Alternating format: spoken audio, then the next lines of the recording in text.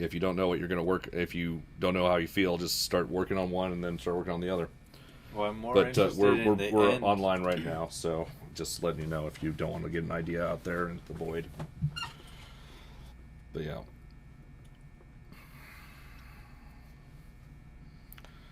Yeah. Well, I think the second game would be a lot easier Oh to yeah. make something out of. Oh yeah. Oh yeah. No, it's a much lower scope project. First one's doable though. I mean, and it's interesting. But it would need different settings and actual art and stuff. Yeah, The second yeah, one it wouldn't doesn't even need art. at all.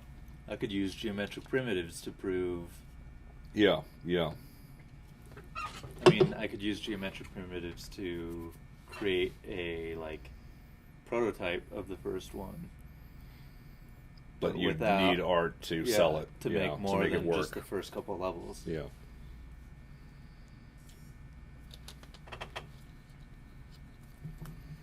All right, quiet on the set. As my chair squeaks. Hello, and welcome to another exciting episode of Cooking with Unity. I'm your host, Maximilian Moreau. With me is my co-host, Jeffrey Hawthorne. How are you doing? Good. And Phil had to leave, which is unfortunate. We miss him already. Actually, we missed him an hour ago, and now it's been an hour, so we've forgotten that we miss him. But then I was reminded, and at the beginning of the show, it was horrible. Anyway, so I'm gonna. Oh yeah, Vanguard V, Kickstarter, kickstart that mofo. Do it. It's gonna be awesome. And if you kickstart it, this show stays free. If you don't kickstart it, it's not gonna stay free. And if you kickstart it really hard at 500,000, I will make everything on this show CC0, so you can do whatever you want with it, anytime, anywhere, including selling it. So on with the show. So on our last episode, we did some art. We installed GIMP, and we made a very, very basic piece of art, which is this texture you see here, this wonderful texture. We turned on fogging to add kind of a style to the game. We actually did it originally to hide a graphical problem with point sampling and moire patterns. We can't use anisotropic filtering with point sampled stuff for some reason. There's actually probably a good reason for that. But I'm not going to tell you it right now because I'm not sure. But you can't right now. So here's what we got. Actually, I'm going to switch to the title screen real quick just so that we go through the whole process because I want to hear the music too. Title screen, play. So we have a game that has kind of a retro graphics style now, and we've got like color shifting and it's all cool. Like shifting's probably too fast. I don't know. We were just playing with it. Actually, it looks really cool though. But yeah, we've given this game some style. We haven't really changed any of the actual art elements. We're still a cube. There's still cylinders. It's still an infinite plane. But all of a sudden, this is a much more interesting game from a visuals perspective.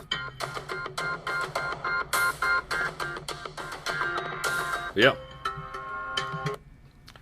So that's what we've got. And what we're going to be doing on this episode is probably more tweaking and more playing with the game itself and the look.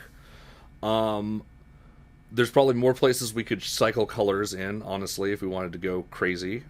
We could actually cycle the sky color, and if we change some settings on the rendering on the ground, we could cycle the ground color as well, like the actual black areas.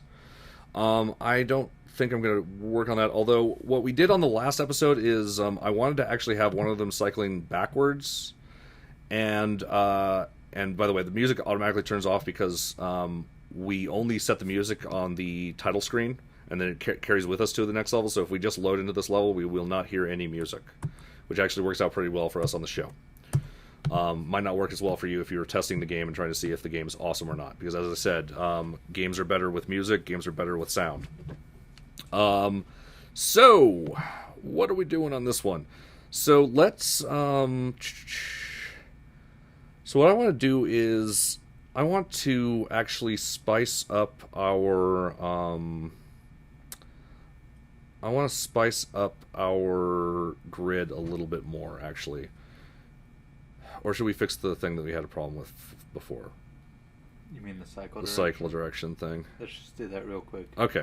All right. So I want to make it so that we can actually cycle in a negative direction. And so I'm actually going to change this. Originally, when we first started typing this thing, I set this up as a speed variable, and then I changed it to a time variable, and we set it up as a time-based thing. I'm actually going to switch it back to a speed-based, and we're going to do this on both the cycle material color and cycle fog color things.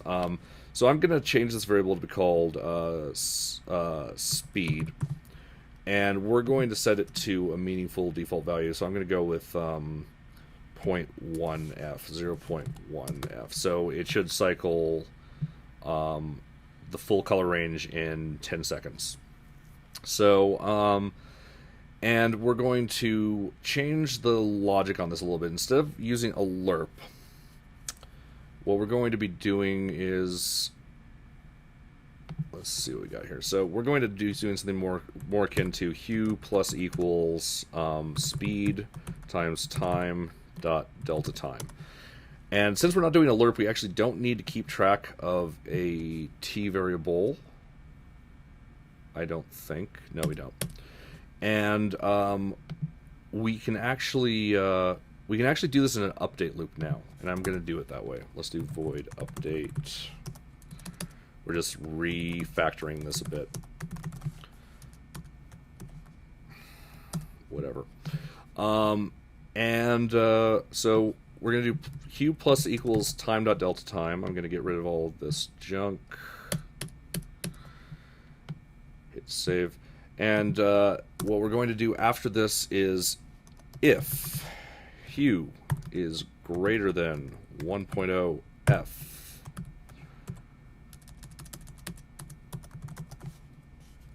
actually, I'm going to do this slightly differently. We're not going to use an if statement. We're going to use a while statement. It's a weird thing to do, but while hue is greater than 1.0 f, Command Z, right? There we go. Or Control Z if you're on Windows. If you are fighting auto-develops, autocomplete stuff as well, just doing a quick Command Z seems to fix it, or Control Z if you're on Windows. So while hue is greater than 1.0 f, we're going to do hue minus equals 1.0 f. The reason I'm doing it this way is if we set the cycle speed ridiculously high, it's possible that, or if we skip a bunch of frames, it's possible that hue could, it's possible that hue could be bigger than 2 or 3, and so we want to actually bring it down to the 0 to 1 range. And the other reason that we're doing it this way as opposed to just saying hue equals 0 is because when we exceed 1.0 f, we don't want to lose the information by truncating it. If we were just to do an if statement and then set it to 0, and we were traveling enough that it should be at 1.5 at that point, you'll get a jarring cut at the hue borders. So we do hue minus equals 1.0 f, and then we'll do another statement here while hue is less than 0.0 f. We do the same deal. Hue plus, except for plus equals 1.0 f. So that should be good. So if we do this, this should work the way I want it to work, and it should also support negative values now. Let's give it a shot. We need hue to be a global variable now, though. Oh, you're right. That's why I said. We need to actually do something with it. So we need to do. Oh yes, and we need to do something with it. Thank you. Private float hue equals. And actually, you know, we're not going to make it private. We're going to make it a public float hue. Public float hue equals 0.0 f. Because now we can actually set it at a different starting point, and it'll just work with us. So we have this, and this is just getting our hue, but we need to actually put it into our color. So this is the fog one, right? So we're going to do it's render settings. Yep, render settings dot fog color equals new HSB color, and we're going to construct that with the hue, the saturation, and the brightness. I don't know why I couldn't find those other two, but they exist. To color. Oh yeah, and dot to color, so that it actually compiles and goes into the color that we want here. So now if we go back into our scene and hit play, Alright, it looks like the hue's changing. This is the fog one. Curve and cycle colors couldn't be started. Why did it try to... Oh. Oh, I guess I kept that in there. We don't need that. File, save. So this is just the fog color thing, and it looks like it's working. So if we go to the fog, if we go to special effects, this is where we're doing the fog color thing. Okay, it set the speed to 1, so that's perfect. So we could make it faster or slower, but let's just... So the theory is if we go negative, this will actually still work, and it'll actually start immediately going to... There we go, opposite color land. Cool. That gives us a little bit more flexibility. And now I'm going to do the same thing with the other color function as well. So we're just going to... I'm just going to copy this one over just the insides of just the guts. And we're going to go into not cycle fog color, cycle material color, there it is. We're just going to blow this one away as well. And this one we're going to replace it with renderer.material.color. Save. And we get play. So cool. So now the reason that I wanted to do it this way is this way we can do like opposite movement colors, which can provide an interesting effect, and then we can also do like we can keep things kind of lockstep. We can offset things by setting the hue at a different setting. And so if we do something like, if we set them at the same speed, so everything's at 0.1, but then we set like an offset, what's a good complementary color to red? Let me see, hue wheel.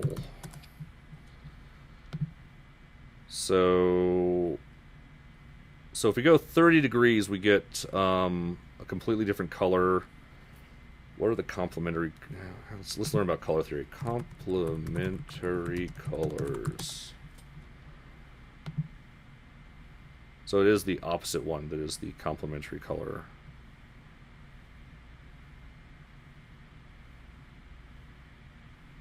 What is this? Okay. So opposites...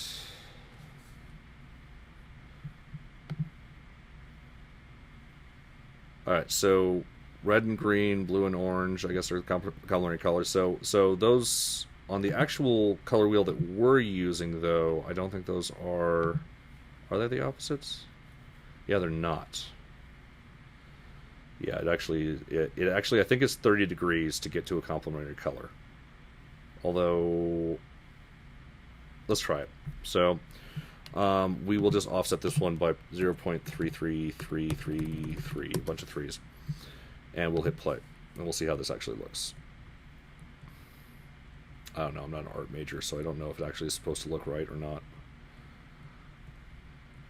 It does kind of look pretty cool. But we might use this actually for like the background color or something, so that we can maintain contrast between the background things. Although we might just keep black too. I kind of like the Spartan look of that. I don't know. Anyway, we have more tools at our disposal now, the way that we set this up. So, what is the next thing that we want to do?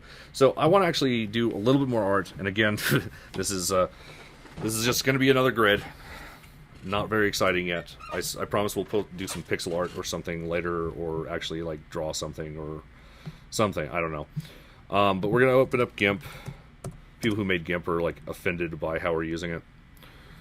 It's like, we tried to make Photoshop and this guy's making grids with our program when they could probably like go online and type in make me a grid and it'll like make me one. So we're gonna do a new, we're gonna make this one a bigger grid. Let's do 32 by 32. And by bigger grid I actually mean smaller grid, kind of, or thinner at least. And I'm going to go back to the advanced options and we're going to fill with transparency again. So, okay. We're not using the transparency yet, but we might. So, we're going to zoom in. It didn't save my old ones. Let's do... Well, we probably don't need all that much anyway. 8,000. Okay, that's probably good enough. And I'm just going to do basically the exact same thing that we did before. We're going to grab the pencil tool And we're going to bring this down to here, and we're going to make this white. I'm just going to draw a white line. Actually, is there a line tool? Maybe that would be more appropriate. I don't think there is. I tried holding shift. Oh wait, if I hold shift beforehand, it works. Okay, so if you click and start dragging and then hold shift, it doesn't do anything. But if you hold shift ahead of time, you can do a line. Although it starts from the last click, so I'm going to click here, do another line. There. All right. File save. It actually doesn't matter which corner you decide to do, or you could even do the middle, like I said, with just a cross. But I like to keep it consistent between the things, so that so that the offsets work the same way, in case that matters for what we're doing, which it might in this particular case. What are we calling this thing? This one's going to be called Grid just 32. Grid 32. Save, and we will export this as grid32.png. Oh wait, we want this on desktop. And yeah, all those defaults are fine. Quit GIMP, cancel or discard changes, whatever. And we're going to go back into Unity, and we're going to grab our thinner grid and put it in textures. And I'm going to create another material. Create material. I'm going to do grid 32. And we're going to put grid 32 on it. And what I'm going to do next is I'm going to duplicate our ground.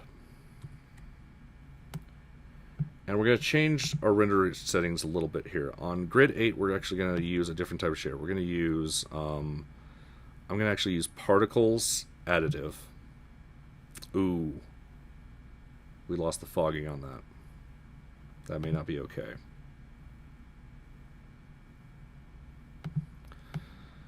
Is there an additive shader that supports fog? Probably not. I'm not even sure if it makes sense to. But now I'm curious. So now we are going to be doing a side journey here. So I'm going to download Unity's built-in shader packages so that we can look at the source code for them. So all these shaders that you see here are shaders. They are programs that basically get fed into your graphics card to do math on pixels, is effectively what they are. And Diffuse does the math that looks kind of like a real world scenario, and like alpha blending is a thing that you can do where textures are transparent and they blend on the top of each other. There's a lot of different cool things that you can do, and you can kind of write your own shaders and do your own things. So by default, Unity does not come with the source code for the shaders. They just have the built-in ones there. But you can download the source code. You can type in Unity shader source, and we go to Unity download archive, and Unity 4.5.2. We're going to download the built-in shaders, and we're going to go on a little bit of an adventure. So here's our built-in shaders. And what I'm going to look at is I think they're in default resources extra. I don't know why, but they are. We're going to look at normal diffuse. This is the one that we are currently using that has the fogging. So I'm going to open that up in text edit for right now. And we're going to look at particle add shader. And we're gonna I want to make a modified version of the particle add that does fogging. And actually, this will be super easy. The only thing we have to change is not have it set the fog color here. I'm going to go ahead and just copy this shader in. We're going to do particle add. I'm going to throw it into our project here. I don't care where. I'm going to make a new folder for it. We're going to create a folder. We're going to call it shaders. We're going to put particle add in here, and we're going to I'm going to see what it opens. Okay, so it opens in this. That's nice of it. So this has better coloring and stuff. And all I'm going to do is I'm going to get rid of the fog color setting, and see if that helps. And I'm going to change this to be particles additive plus fog. Save. We'll see if it supports it having a plus in there. And so now if we go to grid 8 and we go to particles additive plus fog. Okay, it still didn't solve our fog problem, so there's another thing that we have to do. So I'm going to go into... We may not even be able to solve this, but I want to find out. And sometimes it's fun just to experiment with things. So I'm going to look at our particle diffuse thing and look at what other things that it does. So... Where's our fog thing? Let's bring this over here so we can see both of them at the same time. Wait, where did you go? Alright, so well, particles additive these are detailed little mothers, aren't they? Ironically, this is much simpler as because this is a little surface shader. Actually, they're both really simple compared to certain things. But text 2D albedo equals c.rgb, alpha equals c.a. That's call off, lighting off. Okay, lighting off might also be a problem. So, and also Z-right might be a problem too.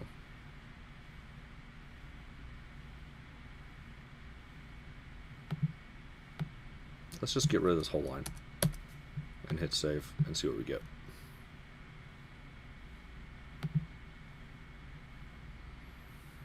It's additive. That's right. So the fog's not solving our problems because we're the way that we're rendering the This may ultimately not work, or we might have to do more work than would be helpful to do this. The whole reason I was doing this is I wanted to actually put 2 layers of grid on this thing, and I wanted to do it in a way that didn't require us to do alpha checks because mobile hates that, and fill rate is our enemy on mobile. Though it might just be okay to just do alpha for now and then have that as part of an optimization episode. So I think I'm going to do that. So we're going to go back to diffuse. Actually, we're going to change it slightly. We're going to see if this works. If we do transparent diffuse, nope, that does not work. I guess one could be additive and one could not be additive, and that might be good enough. We'll play with it. We've got some tools to work with at the very least. So we've got 2 grounds. I'm going to take one of the grounds, and I'm not even going to move it. I'm just going to change the material it uses. We're going to give it grid 32. However we do that. Ground, grid 32. Does it have it now? Okay, cool. We're going to make grid 32. Let's make it particles additive plus fog. Alright. And we want the tiling to be 100 by 100. And that is way too fine to actually see, isn't it? If I make this diffuse, and we move it up.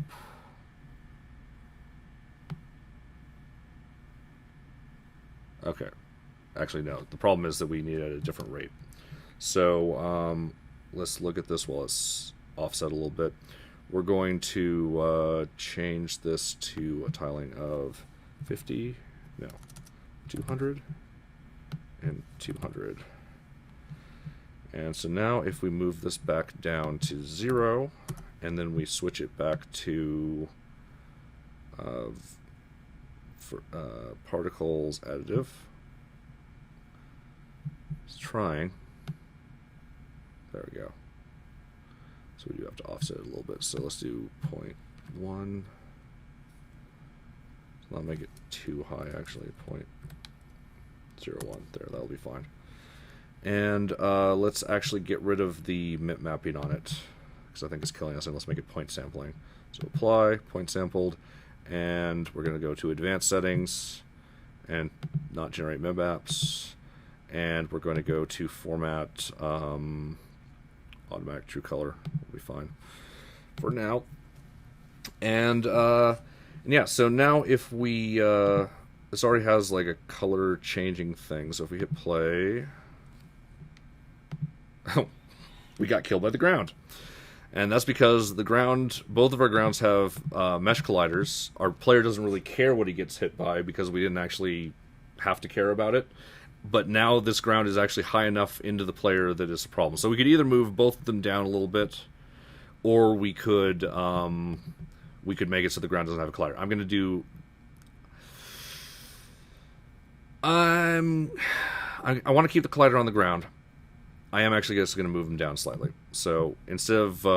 so we're going to put this one at negative 0.01. And we're going to put this one at 0. Wait. 0.01. That does look a little bit better. So let's actually move the ground down one more step. Let's do 0.02. There we go. And hit play.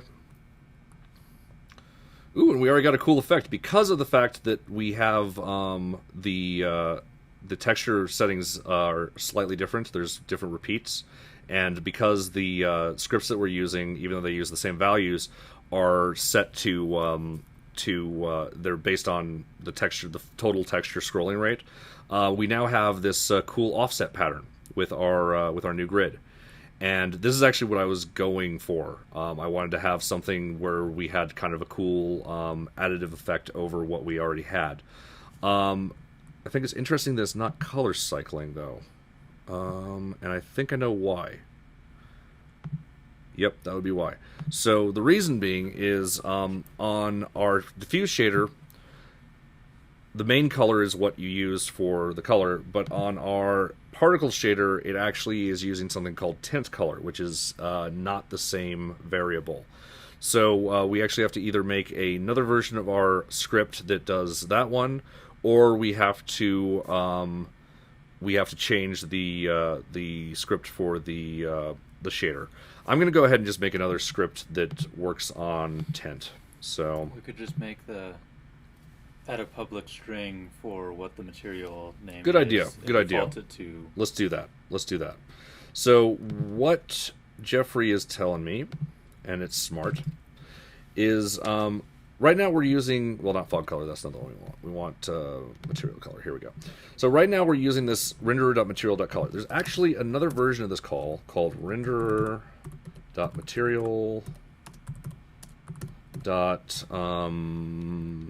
get color, and this one allows you to use the property name for the color. I forget, do you need to use the underscore on this one, or do you use the name without the underscore? Let's experiment. I don't remember. So what we're going to do is we're going to do cycle material color. We're going to do public string color property name equals, I'm going to default it to color. This may be wrong. And we will type in color property name. So if this works properly, when we hit play, we should still see color cycling, and we do. Although, wait, no, we don't. Wait, why does it still work? We have errors, and... It says errors, but we're getting color cycling. Go back to the script. Oh. You didn't actually... You're right. Okay, got it. I didn't actually set the color, and I just got the color, and then it said that the color property name was wrong. So I think it's actually underscore color. Let's see if that solves our error thing, even though this isn't gonna actually work. Oh yeah, and that didn't work because I changed the default. But if we go to the ground, it's still using the old default because we changed. Basically, if you change the defaults, it doesn't mean that it will change all your instances. So there's still things that are giving me that error. The player. Oh, the player. You're a protagonist. We're going to grab him, and we're going to give him an underscore color as well. And hopefully...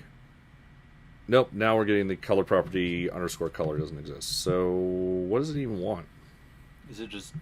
Let's find out. Is it lowercase color? Get color... Wait, what is it? Get... Yeah, get color. You have the diffuse shader open, right? I do. So it should be underscore color. Yeah. So what's wrong? we're getting that on. That's right. We're getting that one on the one that we're trying to fix actually. So this is working. At least I think it's working. We're going to actually change it to set color. Oh. Yeah. And then we're going to color property name, and the color we're going to set it to is this chunk of code here. We're going to delete that. Then we hit save, and then on our ground that's using the particles additive, this one we want to change the cycle material color to use tint. So if we hit play, we get no errors, and it's... Is it working? Doesn't look like it. I guess it would be tint, otherwise it would be throwing an error. Why is it not changing? Oh, probably because alpha? Why isn't it changing the tint? The other one's working, right? If I go to our ground here, our other ground, come on, give it to me. Yeah, we see the colors changing here, but on this one, it doesn't look like it's doing anything.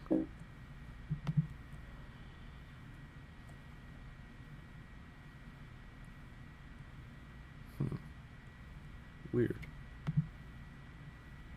What does that mean? Okay. This is tint, right? I'm not a crazy person, right? You have the shader open, I think. Yeah, maybe. Let's see. It's in particle add shader. This is our modified one, but it won't have this part modified anyway. So it's called tint color. Okay.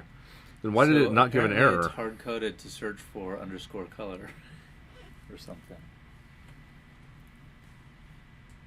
Well, I mean, we gave it underscore tint, but the fact that it didn't give us an error is the weird thing. But this should fix it. And it did. Yay. So I am going to make sure that the alpha is set to full, though, because we didn't actually specifically specify that.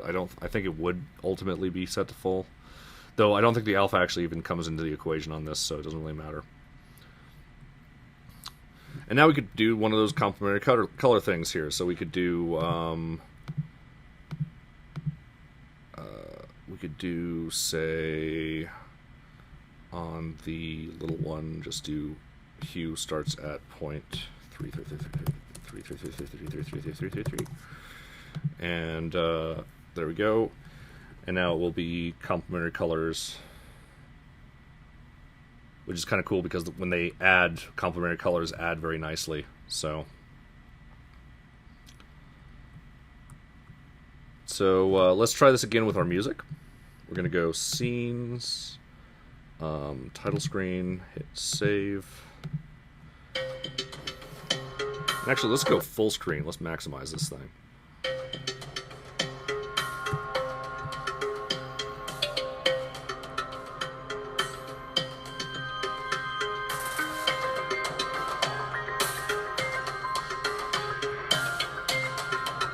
I'm liking this. I'm liking this.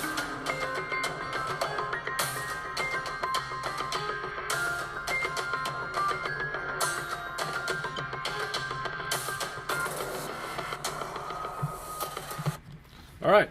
We could have recorded that, and that would have been the trailer for our game. But we didn't. Record it. Oh, we did! We did! We're done! We've got the trailer. Trailer's in the can. Right there. Ship it. Ship it. All right. I'm actually going to see how our comments are doing. Actually, first we're going to start uploading these things. So we're going to open up source tree, and then while that's going... Oh, no! Source tree is a pay thing? Okay, well... Oh, wait, register now free. Okay, it's not a pay thing. Yeah, sure, I'll register. Sign up. Ximilin. Oh, full name. Row. Main at makeagamenow.com.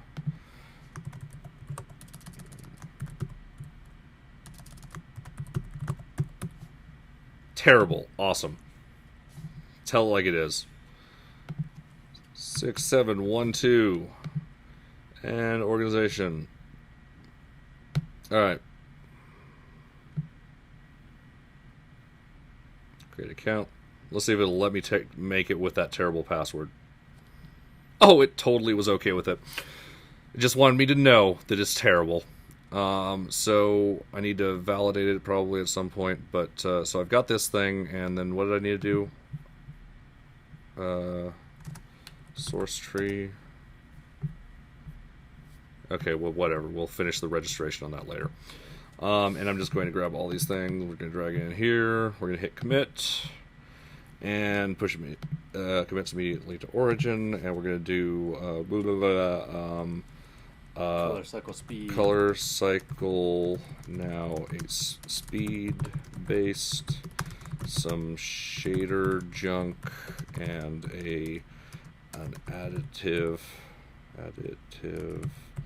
layer, grid layer. Got a lot of fun stuff in there. It's amazing how much style we can get with grids, huh? And we're going to now go into view on watch page and see what's going on in the comments. Show comments before it goes. Yay. Alright, so 7 a.m. Sweden here. Good morning, Sweden! Almost 2 a.m. Only been awake for 12 hours, so I'm still going. Sweet. Haven't slept yet, but I've got to see this. Oh, you long haul. You stayed up for it to 7 a.m. Very nice. Totally worth losing sleep over. We started playing with shaders, and Unity doesn't have a significant impact on mobile devices. So, I'm actually kind of keeping that in mind here. That's part of the reason I went additive. But yes, depending on what you do in your shaders, you can have some effects. We aren't using any of the mobile shaders. The mobile shaders typically don't allow you to change the colors, so we might make special modified versions of the mobile shaders that don't do as much calculation, but then also do still give us the colors. But we'll see if we need to. Again, this project's going to be simple enough that on modest hardware, it's going to run blazing. I'm pretty sure. We're going to test it on an iPad 1 to see. That's going to be my test case for low-end hardware these days. I know that's probably... There was a time when it wasn't low-end hardware, but it is now, the old one. So, Cologne, I love experimenting with things. That's what I like about Unity, do something and interact instantly. But I recently wanted to explore things on mobile. It's not that easy. It actually is on like Android. You just hit play and it runs. And if you're doing iOS, you have to, you hit play and it runs, and then you have to kind of hit play on something else, and then you have to do other stuff. You can actually. I thought there was a way to do live variable testing. No, there's live debugging. Yeah, I don't think you can hook into the editor for the variable stuff. One of the better ways to do it, though, if you want to test what it kind of looks like on mobile... well, this doesn't solve your problem, because you wanted to test speed on mobile, probably. But you could run... There's a Unity remote app that basically allows you to connect to Unity via network and look at it on your phone. I'm just going to look for Unity remote... and you can basically download these from the Google App Store and from the iTunes Store and connect into Unity, and it gets you the touch events on the screen, and it shows you the screen on it. And the new one supposedly has none of the huge delay problems that the old one did, but the rendering is actually happening on your computer, so it doesn't test device speed. It looks so cool! Yay! The workflow is a bit complex on mobile, less fun. Excellent, yes! Alright, so everyone's happy. That's awesome. We're happy too. We're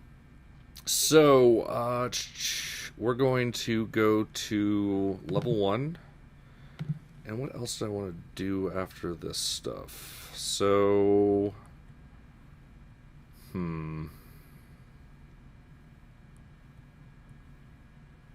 What did we want to do? I like that our cube is the color of the complementary color. I didn't plan it that way, but I kind of like the way that looks.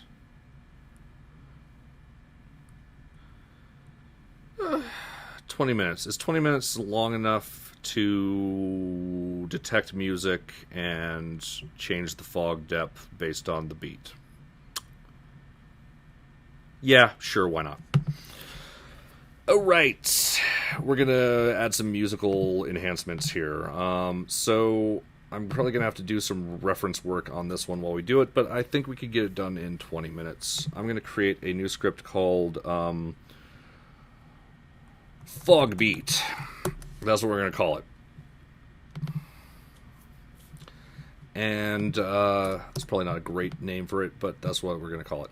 And I'm going to start looking up some documentation on Unity. So Unity, what is this thing called? I'm just going to say detect music. No, that's not what I wanted. Music visualizer. Let's do Unity visualizer. I just am trying to get enough search so I can find the actual... Oh, there's going to be cool stuff in here. There's actually cool Unity music visualizers now. And it's still not just giving me what I want. Here, let's just see what someone else says. It's Stack Overflow. Tutorials. I just want the name of the... Okay, whatever. I'm just going to start searching for it using typing things in until we get it. So, audio source dot... Alright.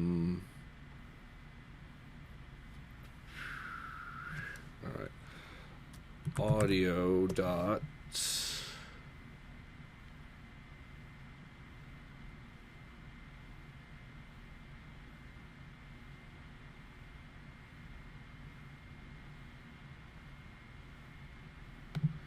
Alright, none of those helped me. Let's create a temporary music variable audio list. Oh yeah, actually let's just try global audio listener. That might be what we want. Audio listener dot get spectrum data. There it is. Okay, so obsolete. Use get output data and pass a pre-allocated array instead. Oh, I'm probably gonna just use the one that returns a float array anyway. Get output data and pass a pure. So this is the one that's not obsolete, and this is the one that is obsolete. All right, so output data gives you spectrum data allows us to change it based on. So output data is just like the raw output. So we use this, and it's just like whatever's louder will do something, but it's across the whole spectrum. Spectrum data allows us to actually specify a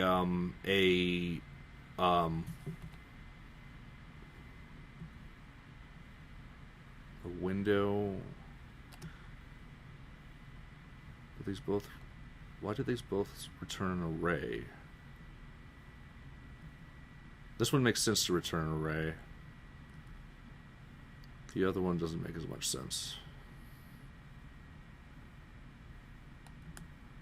Samples, channel, window. This one's the more powerful one. This one actually also is the one that costs a lot more on mobile. Fast Fourier transform, that's what is FFT window. Depending on the window that you choose, it can be quite slow. Fast Fourier transforms, even though they're called fast Fourier transforms, they're still very math heavy. They're certainly a lot faster than the slow Fourier transforms, but and it's very good that we actually got stuff that some genius invented. Actually, let's find out what genius invented fast Fourier for transforms.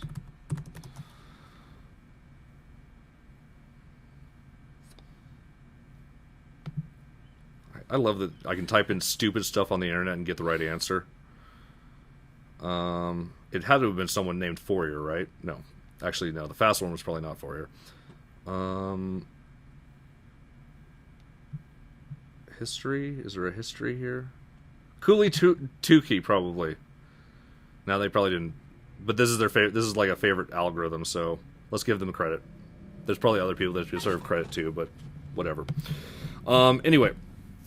If you want to learn about those, go to Wikipedia. It actually has a really good rundown on how they work. You should also just look up Fourier transform as well, just so that you understand what they're doing. But basically, what it does is it takes something that's in the signal domain and changes it into the frequency domain, or in the... Is that right? I'm getting shoulders here. I'd All right, have you have to do some I'd have research. to go to Wikipedia. All right, cool. So let's just play around with get spectrum data and see if we can make something work. So we'll go ahead and do it the way they want to do it. So we just give it a samples pre-allocated array. So I guess we just pre-allocate however many samples we want. So what we're gonna do is we're gonna create a public float samples. Just gonna pass through a lot of this so we can play with it. Public, public int samples. And we're gonna default this to, let's do 64. And public, let's see, what else do we want? We need a channel, public int channel equals 0. And we need an FFT window. I wonder if that's serializable. We'll just do FFT window or public FFT window,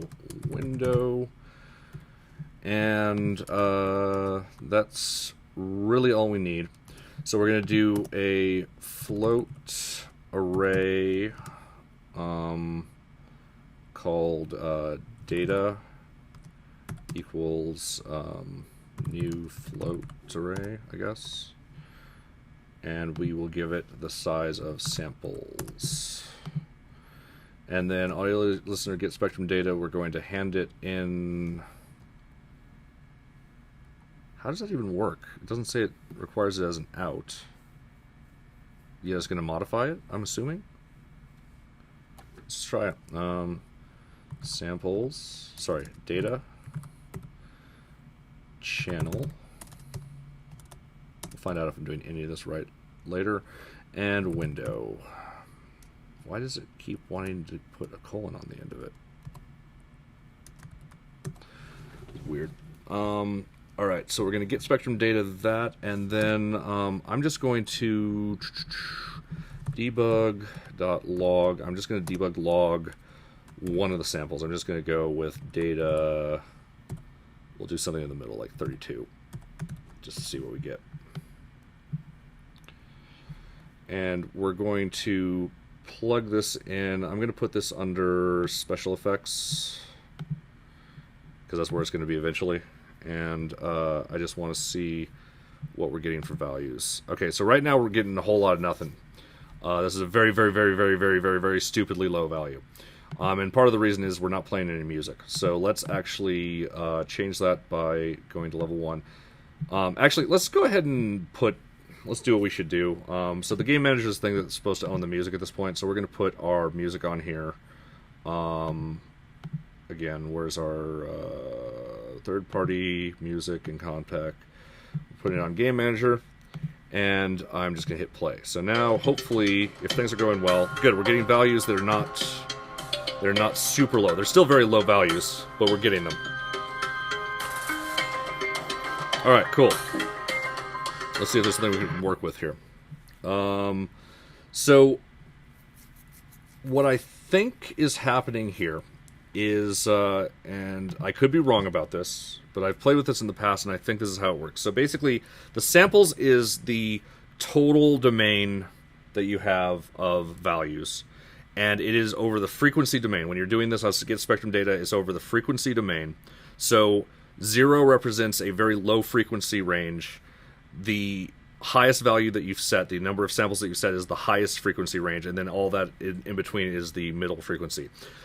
So we can basically tune to a particular portion of the music based on the frequency range. It's a really good way to show this. Winamp is just, if you've ever seen like a old stereo where it has the little bars that go up and down, those are the frequencies. And so like if you see someone singing really high, you'll see a bunch of things up on the right hand side. If you hear like this thunderous sound, it'll be on the low end of things. So it's basically just how high the frequency is and how high an amplitude that frequency is on that particular moment in time. So what I'm going to do here is we're going to actually make this thing do the thing that it's supposed to do, which is we're going to modify the fog value by this amount. And so we're going to, I'm going to add a couple more variables. We're going to do public int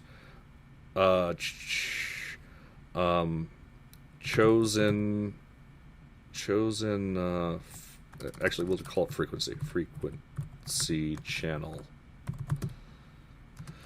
and we're going to default this to, we'll default it to 32, which is the one we already had in our little example here. And what we're going to do here, and we're really not using this to its full potential. We could actually be, you know, grabbing a whole bunch of different sections of things, but we're just going to grab like one frequency domain here. And we're going to do render settings.fog density.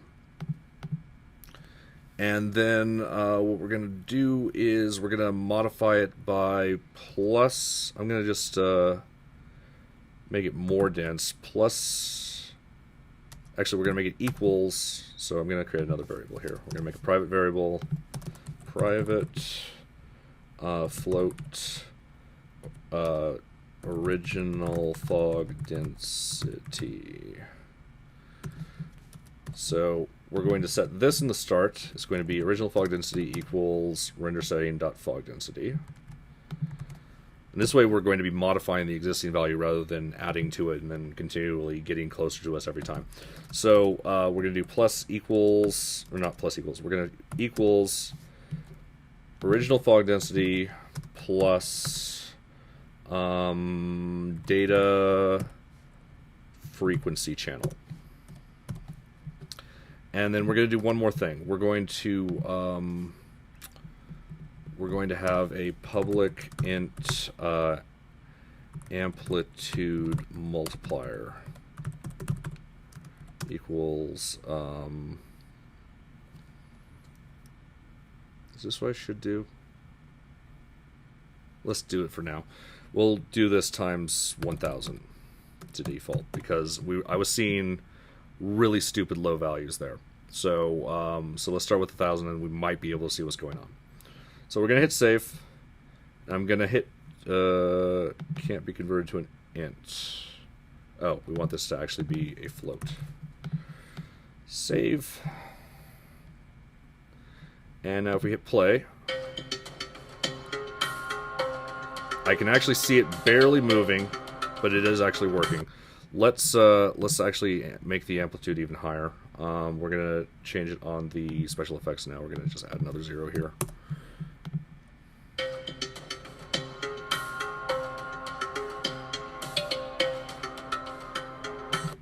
And I'm gonna make it even higher.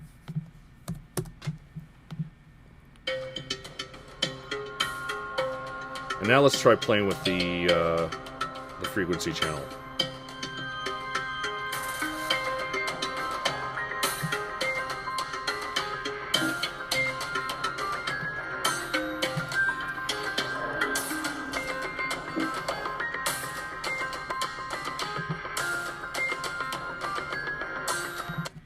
Well, we have it working. That's a good sign.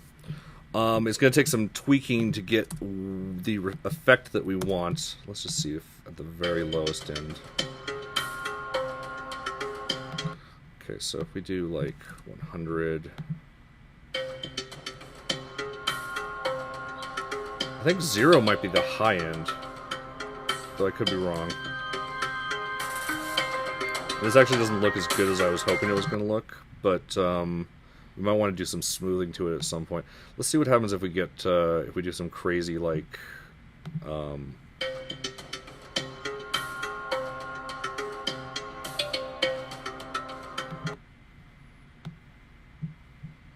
just curious what these actually do. I guess I can just keep running it while we do this.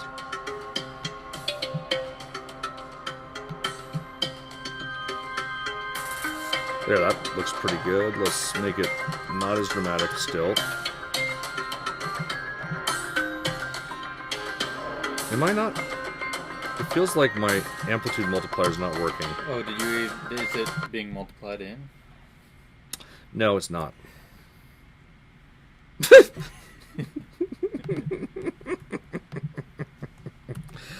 times amplitude multiplier.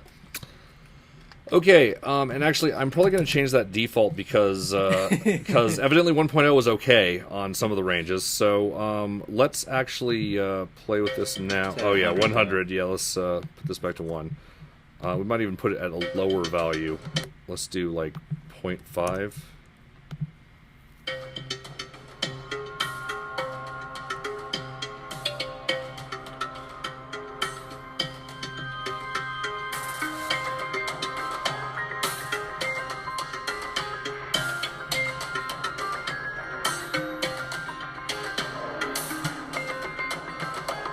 Yeah, I don't think these channels do what I think they do.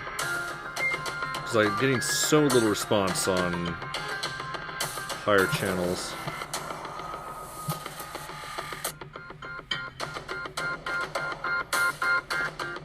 Actually, that's looking cool there. Alright, let's we're gonna copy component, paste component values.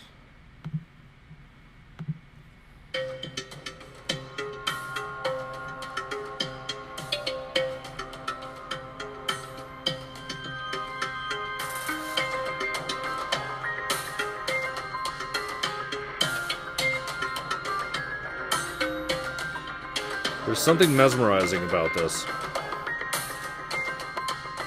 I think what I'm going to do is actually I'm going to pull the fog back a little bit. Project settings, render settings, and let's make the default fog value be like 2.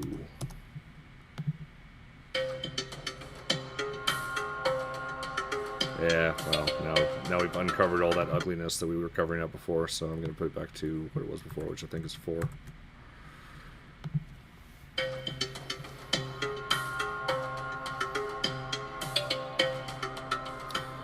Honestly, for 15 minutes of code, I've seen a lot worse.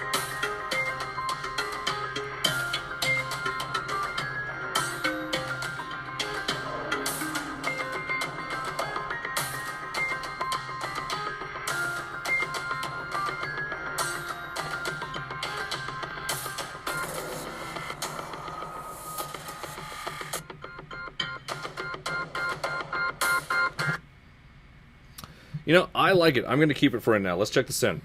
Save scene, save project. And we're going to put this stuff in. Commit. Music visualizer, first pass, last pass. Alright. Not really. Shall not pass. Shall not pass. Shall not pass! Alright. And I'd say that just about wraps up this episode. I'm just going to go ahead and quickly go through the comments before we say goodbye and see how things went. So yes, great Unity remote app. Thanks. Too bad you can't move it on the other axis or do it with the pillars. Move it on the other axis. We can. Actually, we could make the pillars dance probably. Do it with the pillars, yeah. I don't think because it's all procedural. No, we can totally do it on the pillars. There's no sense of urgency to avoid them. I absolutely agree. We're not done with the gameplay on this by any stretch. I think you should only have a small effect on the ground and more on the pillars. Okay.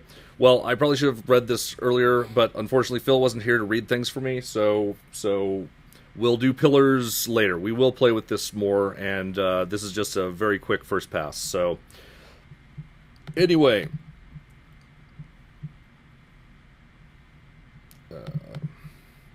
Thank you for joining us tonight. That was a super awesome episode. I'm very happy with what we got. If you have any questions, please email me, pushypixels@pushypixels.com. You can also tweet me @Drakfire. Also, Kickstarter. Support it. This show is awesome. I want it to remain free. I don't want to have to pull it back because it also means that I won't have a job. But I mean, there's a lot of reasons that I want this thing to go through. But I'm loving this video series so far. Seriously, this is going great. And thank you very much, and you have a great night. Good night. All right, banter time. Ah, my back. All right. How expensive is that? Where's that script? What's it called? Audio listener against Spectrum data. Yeah. So I played around with it. It depends on the window. I forget which one we actually ended up going with because we made it a pull down and I just started playing with things. What did we actually go with? Hamming. So the cheapest is rectangular. All the other ones have a little bit more cost to them. Triangle's actually really cheap still too, but it is less cheap than rectangular. As a matter of fact, I think this actually goes in cost order. So like Blackman Harris is the most costly FFT window. Now, the thing is, I've done this on mobile, and it's actually not too bad. The trick is you never want to call get spectrum data more than once. And so like right now we're just calling it and using it and stuff. What we really should build is a script that does the spectrum data stuff, and then we pull the data from that script. Yeah, exactly. Because if you call this more than once, you're just asking for trouble on mobile. On PC, honestly, you can get away with it because it's just like PC, whatever, who cares. But on mobile, mobiles will choke on FFTs. So that means that if you can't call multiple windows. Yeah, no. Also, no. you're gonna have to stick with one, or if you do, you want to minimize the number. But so the other thing is, so for example, Proton Pulse, we have the background pulsing and stuff. We actually don't do that using we don't use a FFT transform. We actually just have hard coded those values. Justin went through manually beat match things and makes it look really good. And it's really easy to do that when it's even that was a little bit challenging, but we knew what the music was going to be, and actually we can do that in this game because we know what the music's going to be. The only time that you need audio analysis is if you're trying to use something like input, like microphone input, or if you're trying to use like built-in song libraries, or if you're just lazy and you just want it to look good without having to actually program it to look good. But yes, if you pre-program and animate it, it will be a lot cheaper than using FFT. So, and I'm sure that most of this conversation is probably going to be cut off when we actually end the show now. But I guess that's how the cookie crumbles. But yeah, I may answer that question also on just the. Or did you ask the question? I guess you asked the question. So. I asked the question because I was wondering if it should be in a manager of its own that the fob would be calling from a separate script. Oh, yeah. It should be in its own manager, definitely. And we will probably migrate it to that later, so.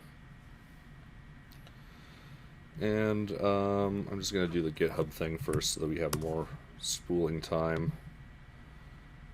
Make a game now. And episode 11. There we go. Copy the link address. And anyway, thank you very much, guys, and good night.